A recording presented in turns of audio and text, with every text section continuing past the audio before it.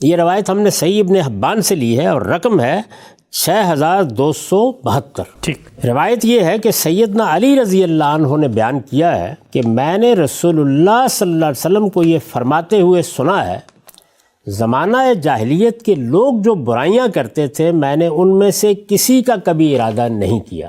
اچھا، یہاں جو لفظ غور کرنے کے قابل ہے وہ یہ ہے کہ برائیاں کرتے تھے، ظاہر ہے کہ وہ برائیاں کیا تھیں یہ آگے واضح ہو جائے گا۔ یعنی اس سے گویا رسالت میں آپ صلی اللہ علیہ وسلم خود بیان فرما رہے ہیں کہ فلاں چیز برائی ہے۔ یہ لفظ خود بتا رہا ہے کہ رسول اللہ صلی اللہ علیہ وسلم کسی برائی کا ذکر کرنے جا رہے ہیں۔ چنانچہ اس میں جو اصل عربی الفاظ ہیں وہ یہ ہیں کہ ما ہممت بکبیہم مما یہم بی اہل الجاہلیہ، زمانہ جاہلیت کے لوگ جو برائیاں کرتے تھے میں نے ان میں سے کسی کا کبھی ارادہ نہیں کیا۔ میں نے اس لیے توجہ دلائی کہ اب جو بات آگے بیان ہوگی اور جب آپ فرمائیں گے کہ وہ کیا برائیاں کرتے تھے تو ان میں ظاہر ہے کہ بہت سی برائیاں جو ذہن میں آ سکتی ہیں۔ بدکاری بھی کرتے تھے ان میں سے بہت سے لوگ، چوری بھی کر لیتے تھے، ڈاکے بھی ڈالتے تھے، مسافروں کو بھی تنگ کرتے تھے۔ یہاں کون سی برائیاں جو زیر بحث ہیں؟ اور جب رسالت میں آپ صلی اللہ علیہ وسلم ان کو برائی کہہ رہے ہیں تو اس کا مطلب یہ ہے کہ یہ تو بالکل واضح ہو گیا کہ وہ برائی ہے۔ زمانہ جاہلیت کے لوگ جو برائیاں کرتے تھے میں نے ان میں سے کسی کا کبھی ارادہ نہیں کیا۔ یعنی یہ اپنے بارے میں رسول اللہ صلی اللہ علیہ وسلم نے فرمایا کہ یہ جتنی برائیاں بھی تم سنتے ہو، خواہ وہ شرک ہے، خواہ وہ بدکاری ہے، خواہ وہ شراب نوشی ہے، میرے ہاں کبھی اس کا کوئی ارادہ بھی پیدا نہیں ہوا۔ اچھا، یعنی یہ وہ پاکیزہ زندگی تھی جو نبوت سے پہلے بھی آپ نے بسر کی۔ یہاں اسی کے واقعات سنا رہے ہیں۔ زمانہ جاہلیت کے لوگ جو برائیاں کرتے تھے میں نے ان میں سے کسی کا کبھی ارادہ نہیں کیا، 2 مرتبہ کے سوا۔ اچھا، یعنی استثناء بیان فرمایا آپ نے کہ 2 مرتبہ ارادہ پیدا ہوا اور دونوں مرتبہ اللہ تعالیٰ نے میری حفاظت فرمائی۔ سبحان اللہ۔ اب یہ جملہ آپ نوٹ کر لیجئے، یعنی رسالت میں آپ صلی اللہ علیہ وسلم یہ فرما رہے ہیں کہ میں نے کبھی کسی برائی کا ارادہ نہیں کیا، اور یہ کون سی برائیاں ہیں؟ وہ برائیاں جو زمانہ جاہلیت میں لوگ کیا کرتے تھے۔ اس کے بعد استثناء بیان فرمایا کہ 2 مرتبہ ارادہ پیدا ہوا، اور پھر اس کے ساتھ وضاحت کی کہ ارادہ ہی پیدا ہوا، اللہ تعالیٰ نے میری اس سے حفاظت فرمائی۔ اب اللہ تعالیٰ نے کیسے حفاظت فرمائی؟ ظاہر ہے کہ اگر برائی کا ارادہ کیا تو برائی واضح ہو گئی۔ خود اللہ کے آخری پیغمبر کی زبان فیض ترجمان سے معلوم ہو گیا کہ فلاں چیز برائی ہے۔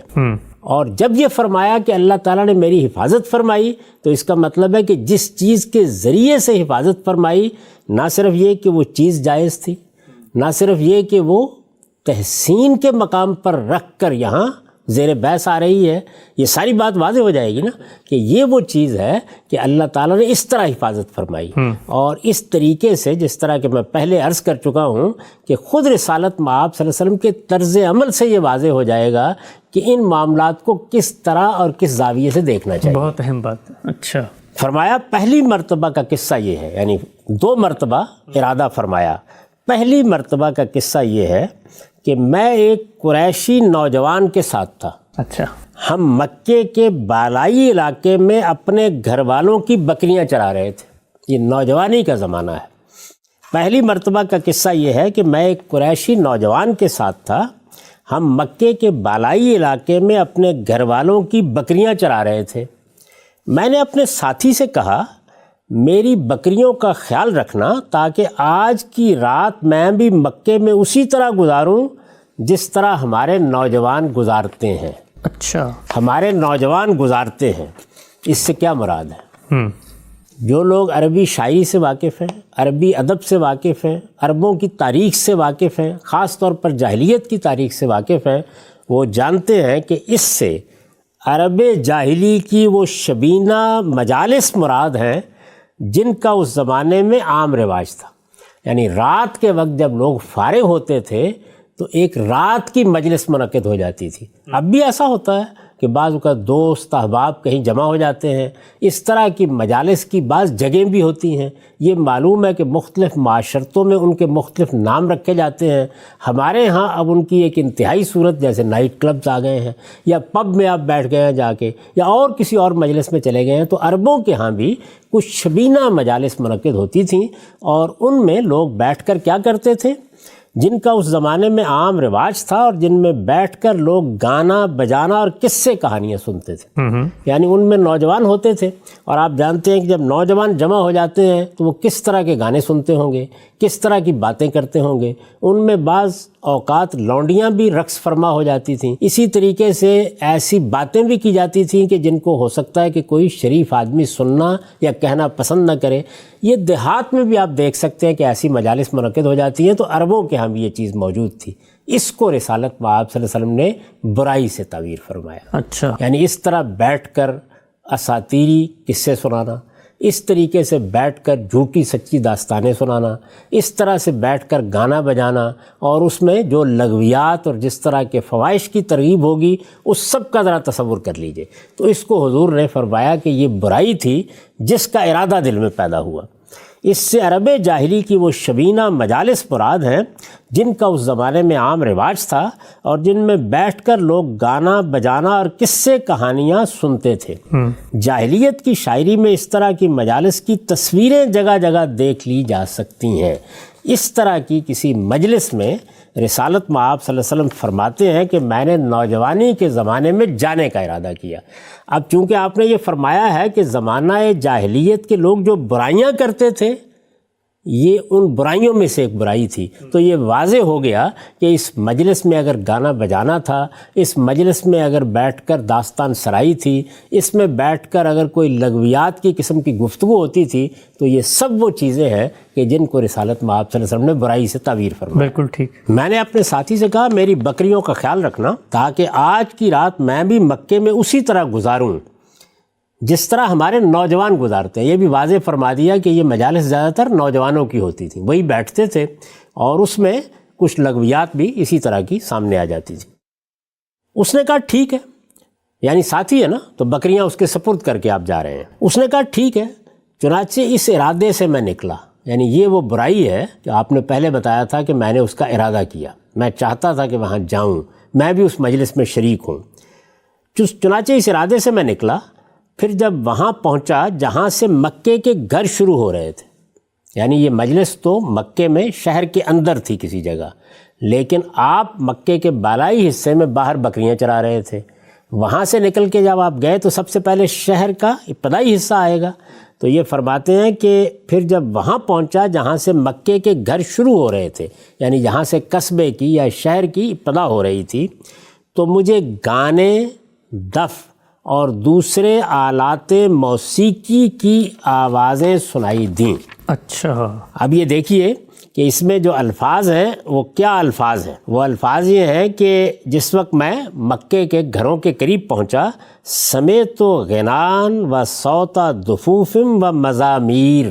اچھا. یعنی اب تو کوئی شبہ باقی نہیں رہا. دف نہیں ہے. کیا سنا آپ نے؟ میں نے غنا سنا، یعنی گانے کی آواز سنی، و صوت دفوف اور دف بجانے کی آوازیں سنی، اور مزامیر اور دوسرے آلات موسیقی کو بجانے کی آوازیں سنی. اچھا. تو ہر لحاظ سے معلوم ہو گیا کہ یہ کیا موقع ہے اور کیا چیز ہے. ٹھیک ہے. یہ ذہن میں رکھیے کہ رسالت مآب صلی اللہ علیہ وسلم نے جس مجلس میں جانے کا ارادہ کیا تھا وہ آگے ہے ابھی. تو یہ فرماتے ہیں کہ پھر جب وہاں پہنچا جہاں سے مکے کے گھر شروع ہو رہے تو مجھے گانے، دف اور دوسرے آلات موسیقی کی آوازیں سنائی دیں. اچھا. یعنی آپ بار بار پوچھتے تھے نا کہ دف تو آ گئے، تو آپ دوسرے آلات موسیقی بھی سن لیجئے. جی ٹھیک. یعنی سب چیزیں جتنی زیر بحث ہیں وہ سب اس میں زیر بحث آ گئی ہیں. وہ کیا چیزیں ہیں پھر سن لیجئے. گانے، دف اور دوسرے آلات موسیقی کی آوازیں سنائی دیں.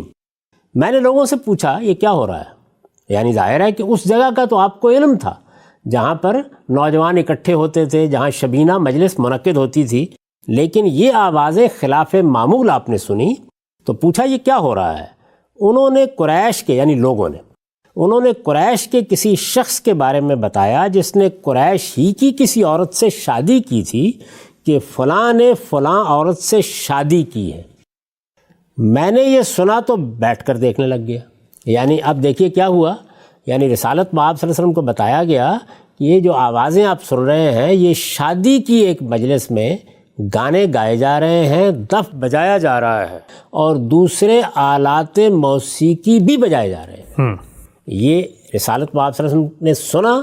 سننے کے بعد لوگوں سے پوچھا، معلوم ہوا کہ یہ وہ شبینہ مجلس نہیں ہے جس میں آپ جا رہے تھے، یہ اصل میں قریش کا کوئی گھر ہے، وہاں شادی ہوئی ہے اور شادی کے موقع پر اس طریقے سے شہنائیاں بجائی جا رہی ہیں، یا آلات موسیقی ہیں، یا غنا ہے، یا گانا بجانا ہے۔ یہ آپ نے سنا، میں نے یہ سنا تو بیٹھ کر دیکھنے لگا۔ اچھا، یعنی آپ بجائے اس کے کہ اس شبینہ مجلس کی طرف بڑھتے، وہیں تشریف فرما ہو گئے اور بیٹھ کر دیکھنے لگا۔ چنانچہ غنا اور موسیقی کی آوازوں میں ایسا مشغول ہوا کہ آنکھ لگ گئی اور میں وہیں سو گیا۔ اچھا، یعنی دیکھنے لگا، پھر میں سنتا رہا، اور اس کے بعد آنکھ لگ گئی اور میں سو گیا، یہاں تک کہ اگلی صبح کی دھوپ ہی نے مجھے بیدار کیا۔ اب اس میں بھی سن لیجئے اصل الفاظ کیا ہیں۔ اصل الفاظ ہیں فَجَلَسْتُ أَنظُرُ فَلَهَوْتُ بِذَلِكَ الْغِنَاءِ وَبِذَلِكَ الصَّوْتِ حَتَّى غَلَبَتْنِي عَيْنِي فَنِمْتُ فَمَا أَيْقَظَنِي إِلَّا مَسُّ الشَّمْسِ۔ یہ پھر سنیے اس کو۔ چنانچہ غنا اور موسیقی کی آوازوں میں ایسا مشغول ہوا، اوپر بیان ہو چکا ہے، گانا بھی تھا، دف بھی بجائے جا رہے تھے، دوسرے آلات موسیقی بھی تھے، انہی کو سننے کے لیے بیٹھ گئے۔ وہ شبینہ مجلس جس کو رسول اللہ نے برائی سے تعبیر کیا تھا، وہاں نہیں گئے، لیکن یہاں پر ہو کیا رہا تھا؟ غنا، گانا بجانا ہو رہا تھا، موسیقی بھی تھی، آلات موسیقی بھی تھے، اور دف بھی بجائے جا رہے تھے، یہ ہو رہا تھا۔ چنانچہ غنا اور موسیقی کی آوازوں میں ایسا مشغول ہوا کہ آنکھ لگ گئی اور میں وہیں سو گیا، یہاں تک کہ اگلی صبح کی دھوپ ہی نے مجھے بیدار کیا۔ سو اٹھ کر میں اپنے ساتھی کے پاس واپس آیا۔ اچھا، یعنی وہاں تو گئے ہی نہیں، پہلے سنتے رہے، پھر ان میں ایسے مشغول ہوئے کہ وہیں نیند آ گئی۔ رسالت میں آپ صلی اللہ علیہ وسلم فرماتے ہیں میں وہیں سو گیا، صبح اٹھا تو دھوپ نکلی ہوئی تھی، سو کر اٹھا تو میں اپنے ساتھی کے پاس واپس آیا تو اس نے پوچھا رات کیا کرتے رہے؟ میں نے یہ قصہ سنا دیا۔ پھر دوسری رات بھی یہی ہوا۔ آپ نے کیا فرمایا تھا ابتدا میں؟ 2 مرتبہ میں نے ارادہ کیا۔ جی، تو اب یہ ہے کہ جس برائی کا ارادہ آپ نے بیان فرمایا تھا وہاں پہنچے ہی نہیں، رستے میں گانے کی، دفوں کی اور آلات موسیقی کی آوازیں سنی، معلوم کیا تو پتہ چلا کوئی شادی ہو رہی ہے۔ اس میں ایسے مشغول ہوئے کہ پہلے سنتے رہے، اس کے بعد وہیں سو گئے، صبح اٹھے واپس آ گئے۔ تو ظاہر ہے وہ خواہش موجود ہے کہ مجھے تو شبینہ مجلس میں جانا تھا، میں وہاں گیا ہی نہیں۔ میں نے یہ قصہ سنا دیا۔ پھر دوسری رات بھی یہی ہوا، میں وہاں سے نکلا، جس طرح کی آوازیں پچھلی رات سنی تھیں اسی طرح کی آوازیں سنی، اور ان کے بارے میں بھی مجھے وہی بات بتائی گئی جو پچھلی رات بتائی گئی تھی۔ اچھا، چنانچہ میں انہیں سننے میں مشغول ہو گیا۔ اچھا، یعنی وہی شادی کی کوئی مجلس ہو رہی وہی شادی کی مجلس، ہو سکتا ہے کہ اسی گھر میں دوسرے دن بھی یہی صورتحال ہو۔ جی، چنانچہ میں انہیں سننے میں مشغول ہو گیا، یہاں تک کہ نیند نے آ لیا، اور پھر سورج کی تپش ہی نے مجھے اٹھایا۔ اٹھ کر میں اپنے ساتھی کے پاس واپس آیا تو اس نے پھر وہی بات پوچھی کہ رات کیا کرتے رہے؟ میں نے کہا کچھ بھی نہیں کیا۔ رسول اللہ صلی اللہ علیہ وسلم نے فرمایا بخدا اس کے بعد میں نے کبھی کسی ایسی برائی کا ارادہ نہیں کیا جو زمانہ جاہلیت کے لوگ کیا کرتے تھے، یہاں تک کہ اللہ تعالیٰ نے مجھے اپنی نبوت سے سرفراز فرما دیا۔ تو اب دیکھیے اس پوری روایت میں کیا بات معلوم ہوئی، اور وہ یہ کہ جس کو آپ نے برائی قرار دیا وہ نوجوانوں کی شبینہ مجلس تھی، گانا بجانا وہاں بھی ہوتا تھا، وہاں بھی قصے اور کہانیاں سنائی جاتے تھے، اس کو آپ نے کیا کہا؟ برائی۔ اور یہ جس مجلس میں رسالت مآب صلی اللہ علیہ وسلم بیٹھے رہے، اس کو کیا کہہ رہے ہیں؟ اس کو کہہ رہے ہیں کہ اس کے ذریعے سے اللہ تعالیٰ نے مجھے اس برائی سے بچا لیا۔ یعنی اگر یہ حرام ہوتی تو پھر اللہ میاں اس حرام سے اس حرام سے کیسے بچاتے؟ اس کا مطلب یہ تو اللہ کی تائید ہوئی۔ دیکھیے اللہ کی تائید، اس کو آپ نے جن الفاظ میں بیان کیا وہ یہ ہے کہ کلتاہما عصمنی اللہ منہما، یعنی گویا میں جہاں جانا چاہتا تھا وہ برائی کی جگہ تھی، اللہ نے میری حفاظت کیسے فرمائی؟ میں جیسے ہی شہر کے قریب آیا، میں نے جیسے ہی دیکھا کہ مکے کے گھر قریب آ رہے ہیں، مکے کے شہر میں جس مجلس میں جانا چاہتا تھا وہ ابھی آگے تھی، وہاں میں نے موسیقی کی، میں نے وہاں دف بجانے کی، میں نے وہاں گانے کی آوازیں سنی اور ان کی طرف متوجہ ہو گیا۔ لوگوں سے پوچھا تو بتایا گیا کہ شادی بیاہ کی مجلس ہے، میں اس کو سنتا رہا، دیکھتا رہا، دونوں رات یہی معاملہ ہوا۔ عجیب. اچھا. دیکھیے پوری روایت جو ہے وہ ہر چیز کو بالکل واضح کر دیتی ہے کہ موسیقی، ساز، آوازیں، دف، گانا بجانا اپنی ذات میں کوئی ممنوع چیز نہیں، بلکہ اس کے ذریعے سے اگر یہ صحیح طریقے سے ہو تو بعض اوقات اللہ تعالیٰ غلط جگہوں پر جانے سے لوگوں کی حفاظت کرتے ہیں. اچھا.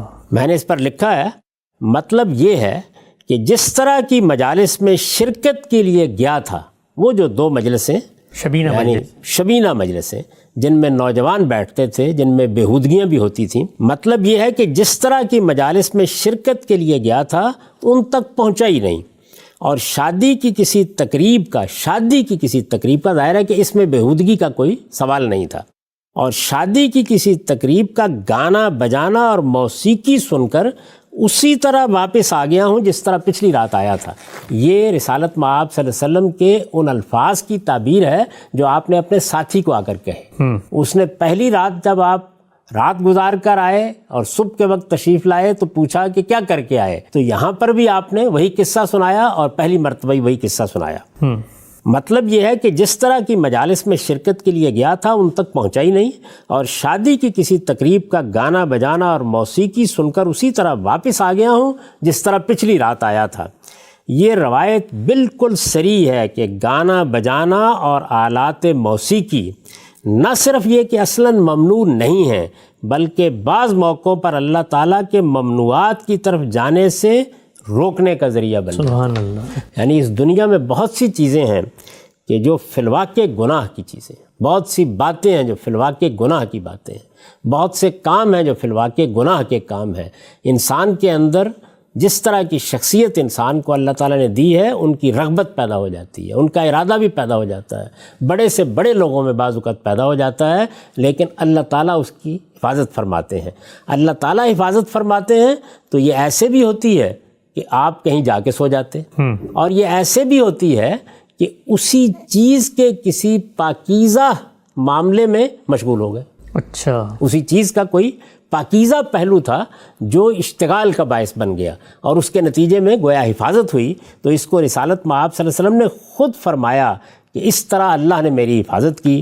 چنانچہ دیکھ لیجئے کہ کلتاہما عصمنی اللہ منہما کے الفاظ میں رسول اللہ صلی اللہ علیہ وسلم نے انہی میں مشغول رہ کر، یعنی یہ کیا چیز تھی جس میں مشغول ہوئے؟ اس میں گانا بجانا بھی تھا، آلات موسیقی بھی تھے، لیکن اس میں کوئی لغویات نہیں تھی، اس میں کوئی بیہودگی نہیں تھی، اس میں کوئی فواحش کی ترغیب نہیں تھی، اس میں جس طرح کی گفتگویں نوجوان کرتے ہیں بیٹھ کر اس طرح کی کوئی گفتگو نہیں تھی، بلکہ شادی بیاہ کے موقع پر خوشی کے گانے تھے، اسی طرح کے گیت تھے. چنانچہ دیکھ لیجئے کہ کلتاہما عصمنی اللہ منہما کے الفاظ میں رسول اللہ صلی اللہ علیہ وسلم نے انہی میں مشغول رہ کر زمانہ جاہلیت کی بیہودہ مجالس میں شرکت سے بچے رہنے کو اللہ تعالیٰ کی حفاظت سے تعبیر کیا ہے.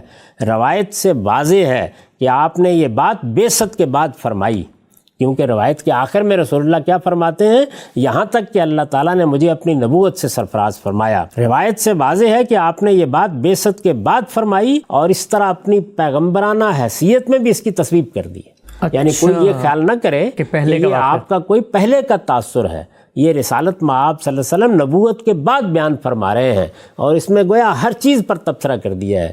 یہ بتا دیا ہے کہ موسیقی کی، گانے بجانے کی، گفتگوؤں کی وہ کون سی مجلسیں ہیں کہ جن کو برائی ہی سے تعبیر کرنا چاہیے. یہ بتا دیا ہے کہ گانا بجانا اور موسیقی اور اس طرح کی چیزوں کی وہ کون سی مجلسیں ہیں کہ جو ہر لحاظ سے بالکل جائز ہیں، جن میں اگر میں بھی شریک ہوا یا میں نے بھی ان کو سنا تو اس میں کوئی برائی کی چیز نہیں تھی، بلکہ اللہ تعالیٰ نے ان میں مجھے مشغول کر دیا تاکہ میں اس برائی سے بچ جاؤں. تو یہ پوری تصویر آ جاتی ہے ہمارے سامنے، جس کے بعد میں نہیں سمجھتا کہ کسی مزید بحث کی ضرورت باقی رہ جاتی ہے کہ یہ موسیقی اور یہ غنا جس پر ہم گفتگو کر رہے ہیں، اس میں کوئی چیز بھی اصلاً ممنوع نہیں ہے.